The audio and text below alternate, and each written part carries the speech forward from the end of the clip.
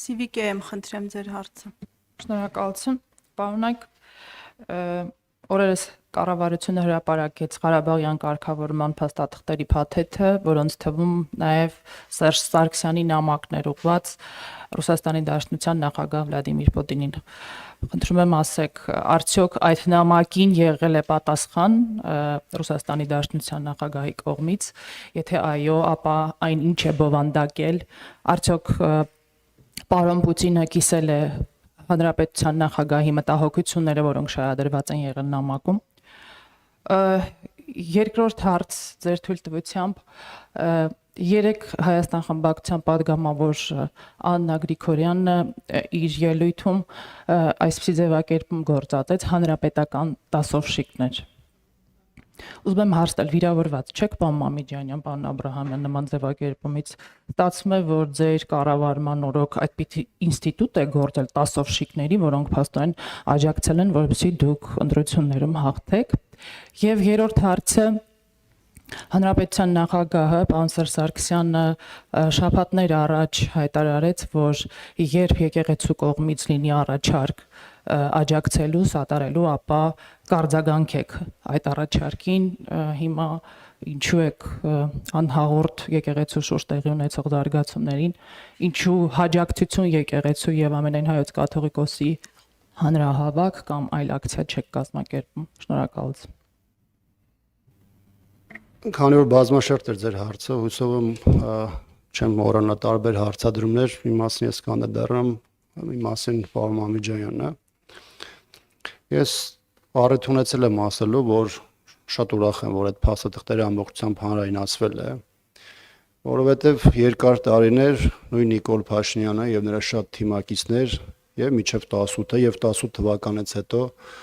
բավականին շատ խեղաթյուրել են այն ողջ գործընթացի էությունը, որ այդ տարիների ընթացքում եղել եւ ընթացել է, եւ այդ փաստաթղթերի հանրայնացումը հնարավորություն է տվել հասարակությանը, դրանով հետաքրքրված մեր քաղաքացիներին, փորձագիտական շրջանակներին, առհասարակ մարդկանց ծանոթանալու բանակցային գործընթացի դինամիկային վերջին 3 տասնամյակի ընթացքում եւ եզրակացություններ անելու, թե իրականում ինչ ենք ունեցել, ինչ կետի ենք եկել հասել եւ այդ բանակցային գործընթացի այդ պահին եղած իրողությունների պայմաններում ինչ է արել Նիկոլ Փաշինյանը։ Իհարկե, փաստաթղթերը, որոնք հրապարակվել են, որոշակի առումով նաև ընտրովի են, որովհետև ասել, որ ամբողջականն է հանրայնացվել, բնականաբար դա ակնհայտորեն այդպես չէ։ Չեմ ասում են հայտնի հղումը, որ ներկայացված է նաև այնտեղ հայկական ժամանակի հոդվածները եւ այլն, բայց հատկապես երրորդ նախագահի ժամանակահատվածի հետ կապված ներկայացվել է մի քանի փաստաթղթեր 2007-ի Մադրիդյան փաստաթղթից հետո ընդհանուր սկզբունքների շուրջ փաստաթուղթը Կազանյանն ա եղել եւ մինչեւ 2019-ը, որոնք հստակորեն ցույց են տալիս ոչ միայն հանրապետականի դիրքորոշումները, որոնք արտահայտված են եղել եւ փաստաթղթում եւ այդ ընթացքում նաեւ հրապարակային մոտեցումներում եւ հստակ ցույց են տվել, թե Արցախի հարցով կարգավորման գործընթացում ըստ էության ինչպիսին է եղել համանախագահ երկրների Ռուսաստանի, Միացյալ Նահանգների եւ Ֆրանսիայի մոտեցումը։ Բնականաբար նաեւ այդ փաստաթղթերի պարագայում մարդկանց համար այլ հարցեր են առաջացել, հատկապես այդ փուլում Նիկոլ Փաշինյանի զորական կետից սկսելու, այսպես կոչված Մյունխենյան սկզբունքները առաջին պլան բերելու, դեռ չեմ ասում Արցախի հարցով բանակցային գործընթացում Նիկոլ Փաշինյանի դիրքորոշումների անընդհատ արմատական փոփոխություններին, որոնք ի վերջո բերեցին Արցախի հանձնմանը եւ ըստ էության հայաստանյան այս իշխանությունների կողմից Արցախը Ադրբեջան ճանաչելու այս process-ին եւ ես կարծում եմ, որ առանձնապես այս մասով իշխանությունը այս իրավիճակում այլևս որևէ բան նույնիսկ ասելիք էլ չունի։ Ինչ վերաբերում է կոնկրետ նամակին, կարծում եմ, որ նամակը այս տեսանկյունից մենք չենք հրապարակել, բնականաբար մենք ծանոթ ենք տեքստին, բայց կոռեկտության հարց կար պայմանավորված նրանով, որ նամակը ունի երկու հասցեատեր եւ բնականաբար առանց մյուս հասցեատերի համաձայնությամբ դա հրապարակելը նաև էթիկայի առումով կոռեկտ չենք համարել, առավել եւս հիմա դուք հարցում եք նրա պատասխանի մասին։ կոնկրետ բովանդակությունը կարծում եմ հստակ արտահայտել է ոչ միայն այդ ժամանակահատվածում երրորդ նախագահ Սերժ Սարգսյանի Արցախի հարցում ունեցած դիրքորոշումների հստակեցումները, կարմիր գծերը, ներկայացված այնտեղ այն մանիպուլյացիաները, որոնք Ադրբեջանը փորձում է անել կամ իրականացնել, իսկ մյուս շահարկվող հատվածը, որը վերաբերում է հատկապես ռազմական բալանսի հետ կապված թեմային, կարծում եմ, որ եւ կոնկրետ ձևակերպումը եւ դրա տողատակերում ներկայացվածը ըստ էության բավականին հստակ է։ Առաջին հերթին առայն, որ Հայաստանի այդ ժամանակվա իշխանությունը իր պետական ազգային շահերը իրացնելու ճանապարհին օգտագործել է բոլոր հնարավորությունները, լրացուցիչ պայմանավորվածություններ Ռուսաստանի հետ այդ փուլում ձեռք բերելու եւ շատ ավելի պաշտպանված հայ ժողովրդի շահերը ներկայացնելու առումով, որը արտահայտված է եւ դրան հաջորդ ժամանակահատվածում ռազմական նոր ձեռքբերումներին $300 միլիոն շրջանակներում երկու փուլով եւ վերաբերում է օժանդակությանը, որը Հայաստանի Հանրապետությանը ներկայացվել է նաեւ 16 թվականից հետո, այնպես որ կարծում եմ այն մարդիկ, ովքեր այստեղ փորձում են ինչ-որ բաներ փնտրել,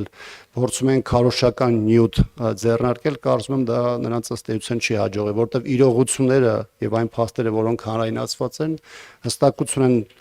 ներկայացրել մեծ թվով հարցերի շուրջ։ Հավելեմ պարոն Աբրահամյանին, նախ շարունակեմ նամակի թեման, ինչպես պարոն Աբրահամյանը նշեց, այդ նամակի պատասխանը հույժ գաղտնի է, մենք հույժ գաղտնի փաստաթղթեր նամակի ամբողջ գործընթացն է հույժ գաղտնի, բայց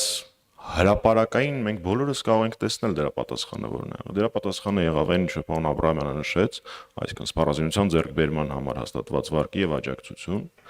Դրա պատասխանը եղավ այն, որ հետագա փաստաթղթերում միջանկյալ կարգավիճակը իր բոլոր երաշխիքներով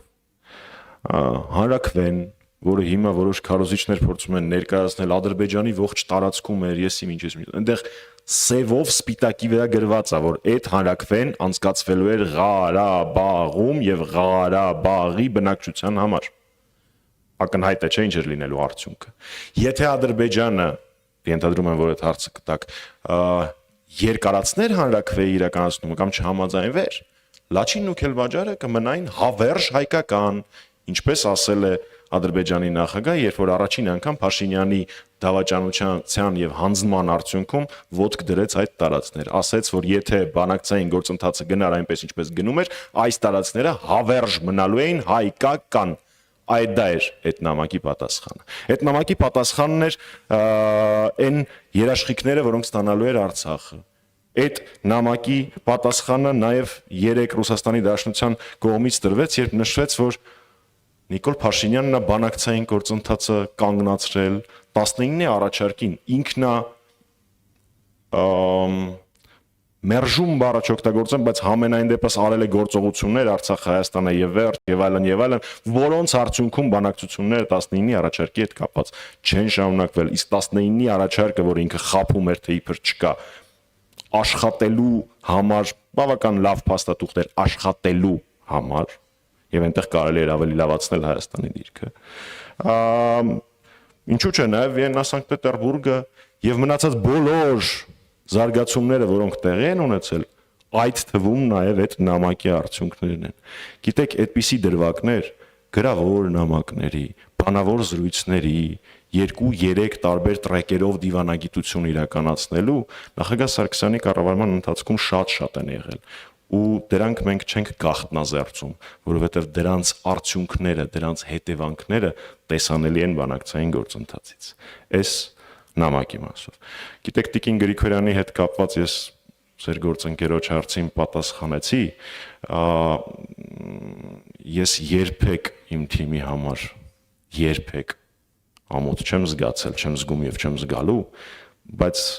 թույլ տվեք ես civic AM-ով չպատասխանեմ ընդդիմադիր գործընկերոջս, որովհետեւ ի տարբերություն շատ ու շատ ընդդիմադիրների ես քաղաքական հակառակորդների պարագայում մտածելու բաներ չունեմ, ես գիտեմ իմ քաղաքական հակառակորդը ով է, կան ոնց որ թե Հայաստանի նաև ընդդիմադիր դաշտում մարդիկ, ովքեր երբեմն խառնում են, թե ով է իրենց իրական հակառակորդը քաղաքական կամ էլ մենք իրանց մասին սխալ կարծիքի ենք։ Ինչ վերաբերում է եկեղեցու նկատմամբ Փաշինյանի արշավին, ես խոսքս սկսեցի նրանից, որ այստեղ եկել եմ Արշակ Սրբազանի դատավարությունից, կարծում եմ ձեր հարցը տեղին չէր, ինչ վերաբերում է հանրահավաք եւ այլն, դուք նախագահ Սարգսյանի խոսքը մի փոքր սխալ մեջ բերեցիք, իսկ ինչպես միշտ նախագահ Սարգսյանի խոսքի պարագայում ամեն բառը եւ ստորակետը էական է։ Քանի որ խոսքը գնում է եկեղեցու նկատմամբ արշավի, մենք համարում ենք, որ վեհապար Հայրապետը եւ առաքելական եկեղեցին պիտի նույնիսկ հորդոր բառը չեմ ուզում օգտագործեմ, ակնարկի, թե ինչ գործիքակազմով ենք մենք պայքարելու այս խայտարակության դեմ, որովհետեւ ամեն դեպքում մենք խոնարհությամբ պարտավոր ենք ընդունել հայրաքելական եկեղեցու ցանկացած ձև եւ ցանկացած բովանդակություն պայքարի իրականացման եւ այդ ձևերից յուրաքանչյուրի պարագայում ձեր նշած փողոցային պայքարից մինչեւ ցանկացած այլ դրսևորում հանրապետական կուսակցությունը ինչպես եւ խոստացել է ինչպես ազգային պահպանողական քաղաքական ուժ կանգնած է լինելու մեր եկեղեցու կողքին կարծես թե բոլոր հարցերին պատասխանեցի Չմոռանաք հավանել տեսանյութը եւ բաժանորդագրվել Civic AM-ի YouTube-յան էջին